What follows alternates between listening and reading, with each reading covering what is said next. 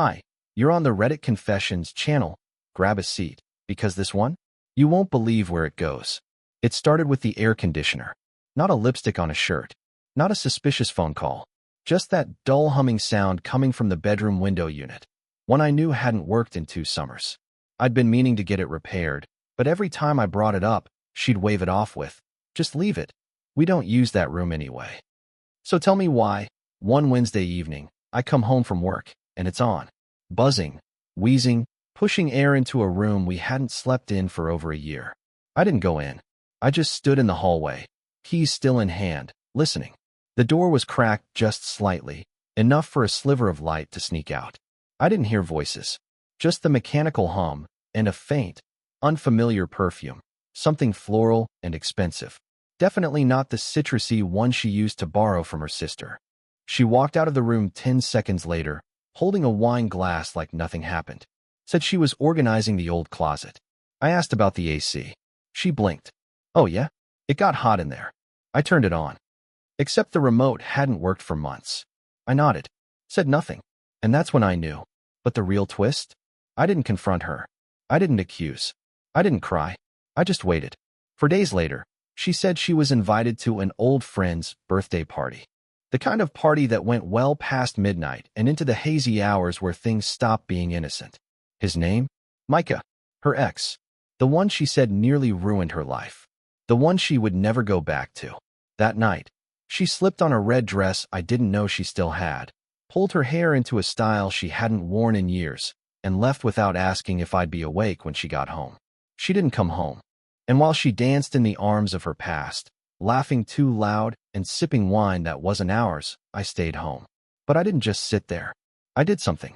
And when she walked through the door the next day, hungover, trying to fake nonchalance, she was absolutely stunned. Because everything had already changed. The first thing she noticed was the silence. Not the usual comfortable silence, the kind that lingers after a long day, but the eerie, too perfect kind, like the calm before something breaks. She stepped inside wearing that wrinkled red dress like it was armor, heels in her hand, probably to soften the sound of her arrival. She looked drained, hair tangled, lipstick faded, the scent of cheap wine still clinging to her clothes. I didn't say a word. I didn't need to. Her eyes immediately went to the hallway, the frame wall. Gone. All the photos of our vacations, birthdays, Sunday mornings in bed, every snapshot of our so-called story had vanished. In their place were 6 nail holes. Empty, deliberate. It was the first strike. She blinked, confused. "Where are the pictures?" I was in the kitchen, finishing my coffee. I looked up and said calmly, "Oh, took them down. Didn't feel like living in a museum of lies." She laughed, a weird, broken chuckle. "Is this about Micah? Seriously?" I didn't answer. I just gestured toward the dining room table, where a manila envelope sat waiting for her. She walked over slowly, eyes narrowing, the bravado leaking out of her with every step. Inside was a printed email. Not from her. From Micah. She read it twice. I watched her lips move, then stop. His words were matter-of-fact, thanking me for lending her for the night, saying she clearly needed the nostalgia, and ending with a charming line. "You're braver than I'd ever be, letting her go like that." She dropped the envelope like it burned her. "You went through my email?" "No," I replied. "He sent it to me. Directly." The color drained from her face. "Why would he?" "Because I asked him to." Silence again. Then I finally said what I'd been holding in my chest like a brick. "I wanted to know if you'd go through with it." "And you did." No hesitation. "You even smiled in your photos." She flinched. "You saw?" "I saw enough." She staggered backward into the chair, suddenly realizing it wasn't just a fight, it was the fallout. The room felt colder now. Or maybe she was just beginning to feel the real weight of what she'd done. And the worst part? I hadn't even told her the rest yet. Because what I did while she was gone wasn't just petty. It was permanent. And she was seconds away from realizing it. She sat there in that half-lit dining room, staring at me like I'd suddenly become a stranger. Her mouth opened slightly, then closed. She was searching for the right emotion to perform. Guilt? Shock? Anger? But none of them fit. Because the look I was giving her wasn't rage. It was peace. Quiet, resolved peace. That made her nervous. I could tell. Finally, she broke the silence. "You didn't do anything stupid, did you?" I sipped my coffee, then tilted my head. Define stupid. Like, you didn't tell anyone? About Micah? Her voice cracked around his name. That's when I got up and walked over to the hallway closet. I opened it slowly and pulled out a cardboard box. The same one we used to keep our Christmas cards in. I placed it gently in front of her. She didn't touch it right away. Just stared, arms crossed tightly across her chest like she already regretted breathing. I opened the lid for her. Inside, her clothes, neatly folded, a toothbrush, a pair of heels, a framed photo of her with her mother. Everything from her side of the bedroom. Her hands started shaking. Why are you packing my stuff? Because it's not your bedroom anymore. That's when the panic cracked through the performance. Elwood, stop. You're being dramatic. This was one night. One stupid decision. No, this was clarity. Remember? That's what you said you needed. She stood up, trying to tower over me. But it didn't work this time. Her voice raised, but I didn't. Where am I supposed to go? I assumed Micah's, I said calmly. You already know the way. She tried to grab the box, then stopped herself. You can't just kick me out of our house. Already did, I said, pointing toward the door. Your name was never on the deed. I paid it off last year. And while you were at the party, I had the locks changed. Now her hands dropped to her sides. Empty. Helpless. She looked around like someone waking up in a burning room. This is insane, she whispered. No, I replied. What's insane is what I found in your phone backup. She froze. You went through my? I didn't need your phone. It's synced to the cloud on my account. And what I saw, I leaned closer, lowering my voice to a whisper. Wasn't just you and Micah. And that's when she finally understood. This wasn't about one night. This was about everything. And I wasn't done yet. She didn't speak for nearly a full minute after I said it. She just stood there, trying to read my face like it was a foreign language. I think a part of her still believed this was just about Micah, just some wounded pride thing I'd eventually get over. But the moment I mentioned her phone backup, something shifted. The bravado she clung to like a shield crumbled with the silence. I don't know what you think you saw, she said slowly, her voice cracking with forced calm. I stepped back and grabbed my laptop from the counter. I'd left the screen on. I turned it around to face her.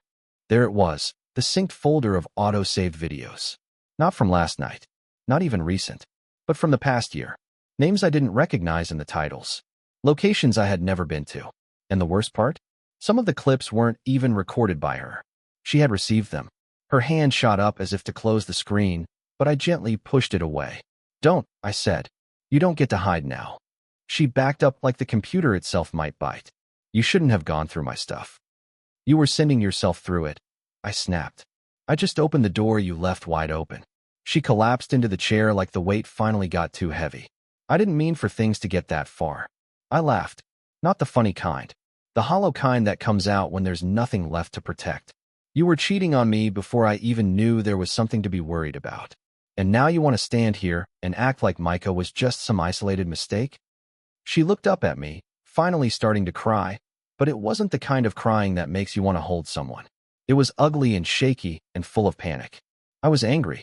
I felt invisible. And I was stupid, I said.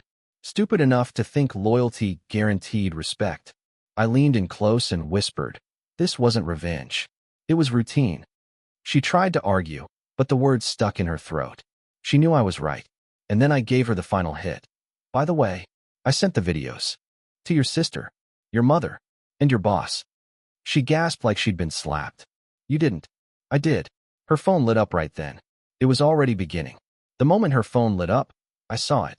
The shift. Her whole posture changed, like her spine had turned to liquid. She stared at the screen, blinking hard, and then swiped up with trembling fingers. 1 unread message, then 3, then 8. Her mouth moved like she wanted to say something, but nothing came out. I watched her read the preview of the first message. Then she dropped the phone onto the floor like it had electrocuted her. Why would you do that? She whispered, her voice so thin it barely registered. I didn't answer right away. I just looked at the broken frame lying in the corner, the one she knocked off the wall a few months ago during one of our arguments and never bothered to pick up. That frame used to hold our wedding photo. She had replaced it with a print of some mountain view we never visited. I did it, I finally said. Because the man you betrayed would have just cried in the shower for 3 weeks and pretended everything was fine. I'm not him anymore. She got up and grabbed her phone with both hands. I need to fix this, she mumbled, walking in circles, opening apps like she could delete reality itself. My job, my mom's going to disown me. What did you send them exactly? The truth. Nothing more, nothing less. Her fingers flew across the screen. She was trying to call someone, probably her sister, the one who used to brag about how Geneva always lands on her feet. Not this time. Her calls went unanswered. I knew they would. People talk, especially when what they've seen is hard to unsee. She spun toward me, eyes wild. You ruined me. No, I said. I just stopped protecting the version of you you kept selling to everyone else. She slumped against the kitchen counter like her legs gave out. You don't understand, this wasn't just cheating. It was supposed to be temporary. A way to feel something again. You mean feel wanted? I said. So you traded me for attention. Again, and again, and again. She was crying harder now, but I didn't move.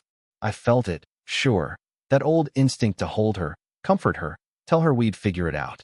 But that instinct had died somewhere between video number 2 and the folder labeled locked. Then came the knock on the door. She froze. I already knew who it was. And the next 10 seconds would flip her entire world upside down.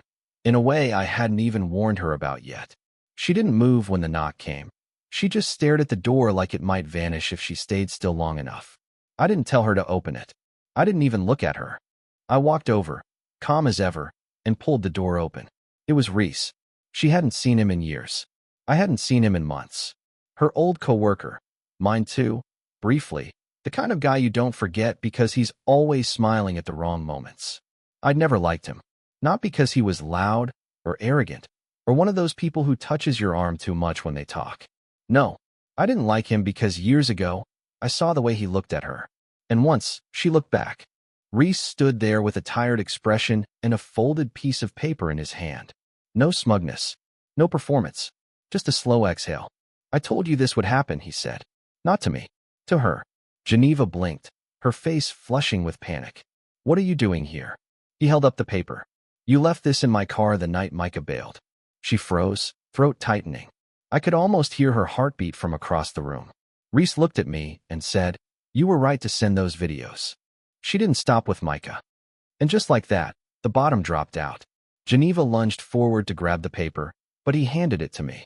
I unfolded it slowly. An appointment confirmation, a hotel receipt, and a printed message. You're different. I don't feel invisible with you. No name, just her initials. I didn't mean to, she started, but her voice cracked mid-sentence. You didn't mean for it to catch up with you. I corrected. Big difference. She turned on Reese. You had no right. I gave you 6 chances to stop, he interrupted. You used me as an escape. You never even asked if I had something to lose. I looked at him. Why bring this now? He hesitated. Because I just lost my fiancée. She found the messages, too. Figured if my life was burning down, I might as well toss a match on the truth here. Geneva stepped back like she'd been struck. Reese saw it. He turned and walked away before she could finish. The silence after the door closed was somehow louder than anything else that day. She was shaking now, not crying, just shaking, because it wasn't just me who saw her now. It was everyone. Everyone who mattered. And the person she thought would always be a secret? He showed up at our front door. I can't fix this, she whispered. No, I said, walking past her toward the stairs. You can't. And upstairs, a suitcase was waiting, but not for her. She didn't follow me at first. Maybe she thought I was bluffing, that I'd go cool off, then come back down and ask her to talk. But those days were over. I reached the bedroom, pulled the suitcase out from the closet, and unzipped it with a kind of calm I didn't recognize in myself. It was already packed. Not for her, not for a dramatic exit scene, but for clarity, mine. I wasn't leaving the house. I was leaving us. Downstairs, I heard her pacing. She finally called out, her voice sounding thinner by the second. Elwood, what are you doing? I'm going to stay with my brother for a few weeks, I said loud enough for her to hear. You'll have the house to yourself. She didn't answer, just silence. And then the sound of her rushing up the stairs. When she saw the suitcase on the bed, she froze. You're leaving me? I'm leaving the wreckage. Whether you're in it or not is your call. She stepped into the room slowly, like it wasn't hers anymore, and in many ways, it wasn't. What am I supposed to do? She asked, her voice cracking again. Everyone hates me. My sister won't take my calls. My job's hanging by a thread. I've ruined everything. No, I said, zipping the suitcase shut. You threw it all away. There's a difference. Her eyes scanned the room. Everything looked the same, but nothing felt familiar. I didn't plan for any of this to happen, she whispered. You planned enough, I replied. You packed lies into every corner of our life and hoped I'd never open the drawers. That hit her. She sat down slowly on the edge of the bed, not crying this time, just quiet. Hello. Are you divorcing me? I didn't answer. Not right away. I sat down across from her and looked her in the eye for the first time that day. I don't know yet, but I know I can't stay in this house and pretend I still know who you are. She swallowed hard. You're not even angry anymore. I was. But then I realized being angry meant I still cared enough to expect more from you. I stood, grabbed the suitcase, and walked to the door. She didn't move, didn't call out. Just sat there like someone who finally understood the house wasn't the only thing being emptied. At the bottom of the stairs, I paused and looked back up. I turned the picture frame sideways for months. You never noticed, I said softly. Then I left. And this time, I wasn't the one who had to look back. It's strange how quiet clarity can be. No fireworks. No dramatic confrontations. Just stillness. It's been 3 weeks since I left the house. Geneva never tried to stop me, and honestly, I think she knew better. I stayed with my brother in his guest room, surrounded by mismatched towels and noisy radiators. And yet, somehow, I slept better there than I had in my own bed for the last year. She emailed once. Not to beg, not to blame. Just a single line, I'm sorry. I never expected you to be the one who finally walked away. I didn't reply. I didn't need to. In the time since, I've started going back to the things I loved before I wrapped my entire identity around our marriage. I fixed the old bike in my brother's garage. I joined a local photography club, something I always wanted to do but never had time for. I even went to a weekend flea market and bought a new picture frame. This time, I filled it with a photo of myself, smiling, genuinely. I don't know if Geneva will find a way to rebuild her life. Maybe she will. Maybe she won't. But that's not my responsibility anymore. I'm not bitter. I'm not broken. I'm just free. And weirdly, I'm grateful. Because if she hadn't spent that night at Micah's party, if she hadn't made it so undeniably clear, I might still be standing in that crooked hallway, holding on to something that no longer existed. Now, I live differently. I notice when the frames go crooked, and I fix them. Thanks for listening. If you've ever experienced a moment in history, personal or global, that completely changed your perspective on life, I'd love to hear it in the comments. You're on Reddit Confessions, and sometimes, the cleanest break is the one that finally lets the light in.